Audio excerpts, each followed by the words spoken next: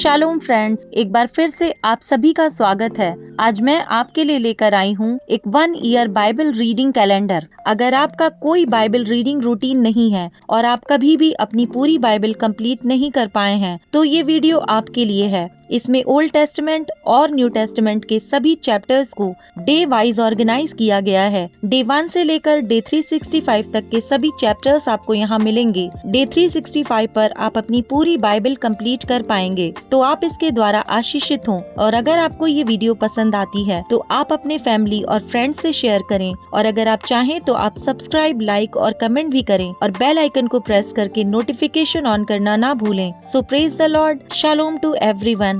Let's get started. Day 129, chapter number 19।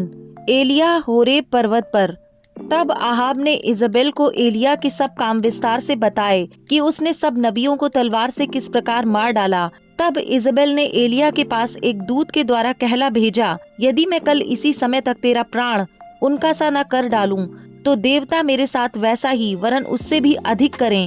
यह देख एलिया अपना प्राण लेकर भागा और यहूदा के बेरशेबा को पहुंचकर अपने सेवक को वहीं छोड़ दिया। परंतु वह स्वयं जंगल में एक दिन के मार्ग पर जाकर एक झाऊ के पेड़ के तले बैठ गया। वहां उसने यह कहकर अपनी मृत्यु मांगी, हे यहोवा, बस है, अब मेरा प्राण ले ले, क्योंकि मैं अपने पुरखाओं से अच्छा नहीं हूँ। वह झाऊ के पेड़ तले लेटकर सो गया, और देखो, एक दूत ने उसे छूकर कहा, उठकर खा। उसने दृष्टि करके क्या देखा कि मेरे सिरहाने पत्थरों पर पकी हुई एक रोटी और एक सुराही पानी रखा है। तब उसने खाया और पिया और फिर लेट गया। दूसरी बार यहोवा का दूत आया और उसे छूकर कहा, उठकर खा, क्योंकि तुझे बहुत लंबी यात्रा करनी है। तब उसने उठकर खाया पिया और उसी भोजन से बल पाकर 40 दिन रात चलते चलते परमेश्वर के पर्वत होरेब को पहुंचा। वहां एक गुफा में जाकर टिका और यहोवा का यह वचन उसके पास पहुंचा, हे एलिया, तेरा यहाँ क्या काम? उसने उत्तर दिया, सेनाओं के परमेश्वर यहोवा के निमित्त मुझे बड़ी जलन हुई है, क्योंकि इजराइलियों ने तेरी वाचा टाल दी, तेरी वेदियों को गिरा दिया और तेरे नबियों को तलवार से घात किया है, और मैं ही अकेला रह गया हूँ, और वे मेरे प्राणों के भी खोजी हैं। उसने कहा, निकलकर यहोवा के सम्मुख पर्वत पर खड़ा हो। और यहोवा पास से होकर चला, और यहोवा के सामने एक बड़ी प्रचंड आंधी से पहाड़ फटने और चट्टानें टूटने लगीं। तो भी यहोवा उस आंधी में ना था। फिर आंधी के बाद भूकंप हुआ, तो भी यहोवा उस भूकंप में ना था। फिर भूकंप के बाद आग दिखाई दी, तो भी यहोवा उस आग में ना था। फिर आग के बाद एक दबा हुआ धीमा शब्द सुनाई दिया।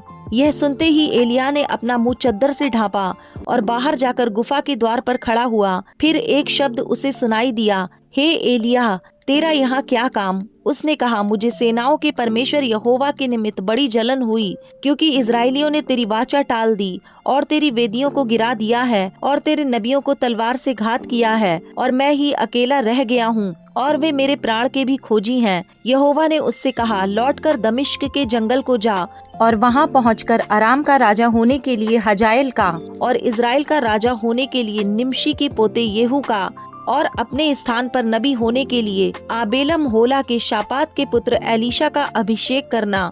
और हजाएल की तलवार से जो कोई बच जाए उसको येहू मार डालेगा, और जो कोई येहू की तलवार से बच जाए उसको एलीशा मार डालेगा।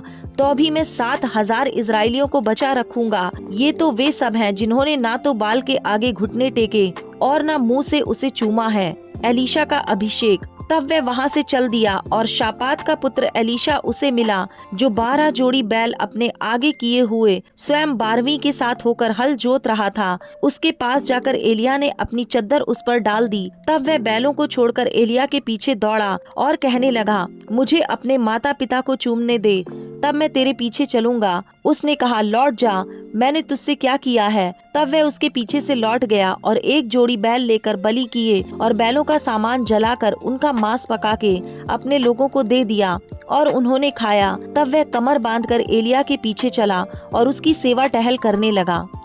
चैप्टर नंबर 20, आहाब की अरामियों पर विजय।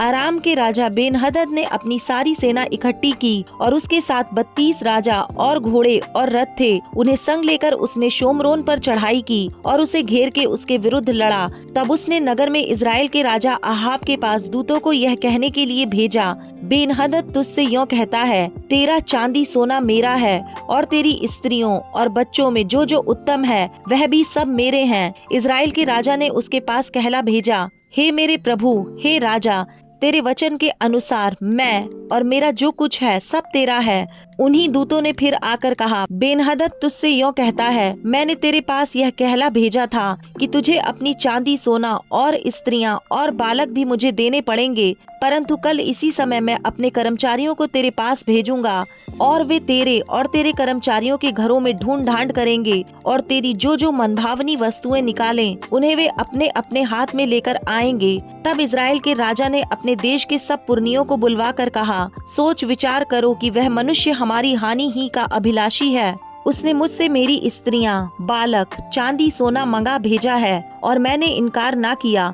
तब सब पुरनियों ने और सब साधारण लोगों ने उससे कहा, उसकी ना सुनना और ना मानना। तब राजा ने बेन-हदद के दूतों से कहा, मेरे प्रभु राजा से मेरी ओर से कहो, जो कुछ तूने पहले अपने दास से चाहा था वह तो मैं करूँगा, परंतु यह मुझसे ना होगा। तब बेन-हदद के दूतों ने जाकर उसे यह उत्तर सुना दिया। तब बेन-हदद ने अहाब के पास कहला भेजा, यदि शोमरोन में इतनी धूल निकले कि मेरे सब पीछे चलने हारों की मुट्ठी भर जाए, तो देवता मेरे साथ ऐसा ही वरन इससे भी अधिक करे। इजराइल के राजा ने उत्तर देकर कहा, उससे कहो, जो हथियार बांधता हो वह उसके समान ना फूले जो उन्हें उतारता हो। यह वचन सुनते ही वह जो अन्य राजाओं समेत डेरों में पी रहा था, उसने अपने कर्मचारियों से कहा, पांति बांधो। तब उन्होंने नगर के विरुद्ध पांति बांधी। तब एक नबी ने इजराइल के राजा अहाब के पास जाकर कहा, यहोवा तुझसे यों कहता है, यह बड़ी भीड़ जो तूने देखी है उस सब को मैं आज तेरे हाथ में कर दूंगा। इससे तू जान लेगा कि मैं यहोवा हूँ।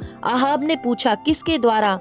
उसने कहा, यहोवा यों कहता है, प्रदेशों के हाकिमों के सेवकों के द्वारा। फिर उसने पूछा, युद्ध को कौन आरंभ करे? उसने उत्तर दिया, तू ही। तब उसने प्रदेशों के हाकिमों के सेवकों की गिनती ली और वे 232 निकले। और उनके बाद उसने सब इजरायली लोगों की गिनती ली और वे 7,000 निकले। ये दोपहर को निकल गए। उस समय बेन-हदद अपने सहायक 32 राजाओं समेत डेरों में शराब पीकर मतवाला हो रहा था। प्रदेशों के हाकिमों के सेवक पहले निकले। तब बेन-हदद ने दूत भेजे और उन्होंने उससे कहा, शोमरोन से कुछ मनुष्य निकले आते हैं। उसने कहा, चाहे वे मेल करने को निकले हों चाहे लड़ने को, तो भी उन्हें जीवित ही पकड़ लाओ। तब प्रदेशों के हाकिमों के सेवक और उनके पीछे की सेना के सिपाही नगर से निकले और वे अपने अपने सामने के पुरुष को मारने लगे और अरामी भागे और इजराइल ने उनका पीछा किया। और आराम का राजा बेन-हदद सवारों के संग घोड़े पर चढ़ा और भागकर बच गया। तब इजराइल के राजा ने भी निकलकर घोड़ों और रथों को मारा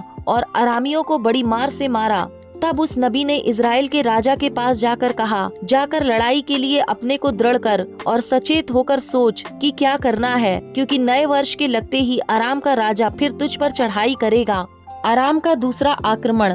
तब आराम के राजा के कर्मचारियों ने उससे कहा, उन लोगों का देवता पहाड़ी देवता है, इस कारण वे हम पर प्रबल हुए, इसलिए हम उनसे चौरस भूमि पर लड़ें तो निश्चय हम उन पर प्रबल हो जाएंगे। और यह भी काम कर, अर्थात सब राजाओं का पद ले ले और उनके स्थान पर सेनापतियों को ठहरा दे। फिर एक और सेना जो तेरी उस सेना के बराबर हो जो नष्ट हो गई है, घोड़े के बदले घोड़ा और रथ के बदले रथ अपने लिए गिन ले। तब हम चौरस भूमि पर उनसे लड़ें और निश्चय उन पर प्रबल हो जाएंगे। उनकी यह सम्मति मानकर बेन-हदद ने वैसा ही किया।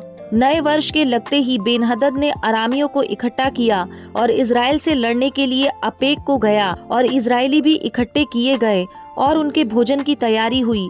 तब वे उनका सामना करने को गए और इजरायली उनके सामने डेरे डालकर बकरियों के 2 छोटे झुंड से देख पड़े, परंतु अरामियों से देश भर गया। तब परमेश्वर के उसी जन ने इजराइल के राजा के पास जाकर कहा, यहोवा यों कहता है, अरामियों ने यह कहा है कि यहोवा पहाड़ी देवता है परंतु नीची भूमि का नहीं है, इस कारण मैं उस बड़ी भीड़ को तेरे हाथ में कर दूंगा। तब तुम्हें ज्ञात हो जाएगा कि मैं यहोवा हूँ। और वे 7 दिन आमने सामने डेरे डाले पड़े रहे। तब 7वें दिन युद्ध छिड़ गया और एक दिन में इजराइलियों ने 1,00,000 अरामी प्यादे मार डाले। जो बच गए वह अपेक को भागकर नगर में घुसे और वहां उन बचे हुए लोगों में से 27,000 पुरुष शहरपनाह की दीवार के गिरने से दबकर मर गए। बेनहदद भी भाग गया और नगर की एक भीतरी कोठरी में गया। तब उसके कर्मचारियों ने उससे कहा, सुन, हमने तो सुना है कि इजराइल के घराने के राजा दयालु होते हैं, इसलिए हमें कमर में टाट और सिर पर रस्सियां बांधे हुए इजराइल के राजा के पास जाने दे। संभव है कि वह तेरा प्राण बचा ले। तब वे कमर में टाट और सिर पर रस्सियां बांधकर इजराइल के राजा के पास जाकर कहने लगे, तेरा दास बेनहदद तुझसे कहता है, कृपा करके मुझे जीवित रहने दे। राजा ने उत्तर दिया, क्या वह अब तक जीवित है? वह तो मेरा भाई है। उन लोगों ने इसे शुभ शकुन जानकर फुर्ती से बूझ लेने का यत्न किया कि यह उसके मन की बात है कि नहीं, और कहा, हाँ, तेरा भाई बेनहदद। राजा ने कहा, जाकर उसको ले आओ। तब बेनहदद उसके पास निकल आया और उसने उसे अपने रथ पर चढ़ा लिया। तब बेनहदद ने उससे कहा, जो नगर मेरे पिता ने तेरे पिता से ले लिए थे उनको मैं फेर दूंगा, और जैसे मेरे पिता ने शोमरोन में अपने लिए सड़कें बनवाई वैसे ही तू दमिश्क में सड़कें बनवाना। आहाब ने कहा, मैं इसी वाचा पर तुझे छोड़ देता हूँ। तब उसने बेनहदद से वाचा बांधकर उसे स्वतंत्र कर दिया। आहाब के विनाश की भविष्यवाणी। इसके बाद नबियों के चेलों में से एक जन ने यहोवा से वचन पाकर अपने संगी से कहा, मुझे मार। जब उस मनुष्य ने उसे मारने से इनकार किया, तब उसने उससे कहा, तूने यहोवा का वचन नहीं माना, इस कारण सुन, ज्यों ही तू मेरे पास से चला जाएगा त्यों ही एक सिंह तुझे मार डालेगा। तब ज्यों ही वह उसके पास से चला गया त्यों ही उसे एक सिंह मिला और उसको मार डाला। फिर उसको दूसरा मनुष्य मिला, उससे भी उसने कहा, मुझे मार, और उसने उसको ऐसा मारा कि वह घायल हुआ। तब वह नबी चला गया और आंखों को पगड़ी से ढांपकर राजा की बाट जोहता हुआ मार्ग पर खड़ा रहा। जब राजा पास से होकर जा रहा था, तब उसने उसकी दुहाई देकर कहा, जब तेरा दास युद्ध क्षेत्र में गया था, तब कोई मनुष्य मेरी ओर मुड़कर किसी मनुष्य को मेरे पास ले आया और मुझसे कहा, इस मनुष्य की चौकसी कर, यदि यह किसी रीति छूट जाए तो उसके प्राण के बदले तुझे अपना प्राण देना होगा, नहीं तो किक्कार भर चांदी देना पड़ेगा। उसके बाद तेरा दास इधर उधर काम में फंस गया, फिर वह ना मिला। इजराइल के राजा ने उससे कहा, तेरा ऐसा ही न्याय होगा, तूने आप अपना न्याय किया है। नबी ने झट अपनी आंखों से पगड़ी उठाई। तब इजराइल के राजा ने उसे पहचान लिया कि वह कोई नबी है। तब उसने राजा से कहा, यहोवा तुझसे यूं कहता है, इसलिए कि तूने अपने हाथ से ऐसे मनुष्य को जाने दिया जिसे मैंने सत्यानाश हो जाने को ठहराया था, तुझे उसके प्राण के बदले अपना प्राण और उसकी प्रजा के बदले अपनी प्रजा देनी पड़ेगी। तब इजराइल का राजा उदास और अप्रसन्न होकर घर की ओर चला और शोमरोन को आया। John chapter number 2। गलील के काना में पहला आश्चर्य कर्म। फिर तीसरे दिन गलील के काना में किसी का विवाह था और यीशु की माता भी वहाँ थी। यीशु और उसके चेले भी उस विवाह में निमंत्रित थे। जब दाखरस घट गया तो यीशु की माता ने उससे कहा, उनके पास दाखरस नहीं रहा। यीशु ने उससे कहा, हे महिला, मुझे तुझसे क्या काम, अभी मेरा समय नहीं आया।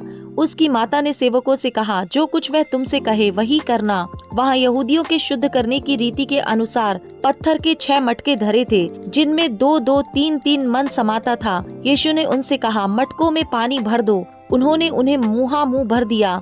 तब उसने उनसे कहा, अब निकाल कर भोज के प्रधान के पास ले जाओ। और वे ले गए। जब भोज के प्रधान ने वह पानी चखा जो दाखरस बन गया था और नहीं जानता था कि वह कहाँ से आया है, परंतु जिन सेवकों ने पानी निकाला था वे जानते थे, तो भोज के प्रधान ने दूल्हे को बुलाकर उससे कहा, हर एक मनुष्य पहले अच्छा दाखरस देता है और जब लोग पीकर छक जाते हैं तब मध्यम देता है, परंतु तूने अच्छा दाखरस अब तक रख छोड़ा है। यीशु ने गलील के काना में अपना यह पहला चिन्ह दिखाकर अपनी महिमा प्रकट की और उसके चेलों ने उस पर विश्वास किया। इसके बाद वह और उसकी माता और उसके भाई और उसके चेले कफरनहूम को गए और वहाँ कुछ दिन रहे।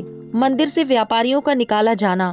यहूदियों का फसह का पर्व निकट था और यीशु यरूशलेम को गया। उसने मंदिर में बैल, भेड़ और कबूतर के बेचने वालों और सर्राफों को बैठे हुए पाया। तब उसने रस्सियों का कोड़ा बनाकर सब भेड़ों और बैलों को मंदिर से निकाल दिया और सर्राफों के पैसे बिखेर दिए और पीढ़ों को उलट दिया और कबूतर बेचने वालों से कहा, इन्हें यहाँ से ले जाओ, मेरे पिता के घर को व्यापार का घर मत बनाओ। तब उसके चेलों को स्मरण आया कि लिखा है, तेरे घर की धुन मुझे खा जाएगी। इस पर यहूदियों ने उससे कहा, तू जो यह करता है तो हमें कौन सा चिन्ह दिखाता है? यीशु ने उनको उत्तर दिया, इस मंदिर को ढा दो और मैं इसे 3 दिन में खड़ा कर दूंगा। यहूदियों ने कहा, इस मंदिर के बनाने में 46 वर्ष लगे हैं और क्या तू उसे 3 दिन में खड़ा कर देगा? परंतु उसने अपनी देह के मंदिर के विषय में कहा था। अतः जब वह मुर्दों में से जी उठा तो उसके चेलों को स्मरण आया कि उसने यह कहा था, और उन्होंने पवित्र शास्त्र और उस वचन की जो यीशु ने कहा था प्रतीति की। यीशु मनुष्य के मन को जानता है। जब वह यरूशलेम में फसह के समय पर्व में था तो बहुतों ने उन चिन्हों को जो वह दिखाता था देखकर उसके नाम पर विश्वास किया। परंतु यीशु ने अपने आप को उनके भरोसे पर नहीं छोड़ा, क्योंकि वह सबको जानता था और उसे आवश्यकता ना थी कि मनुष्य के विषय में कोई गवाही दे, क्योंकि वह आप ही जानता था कि मनुष्य के मन में क्या है।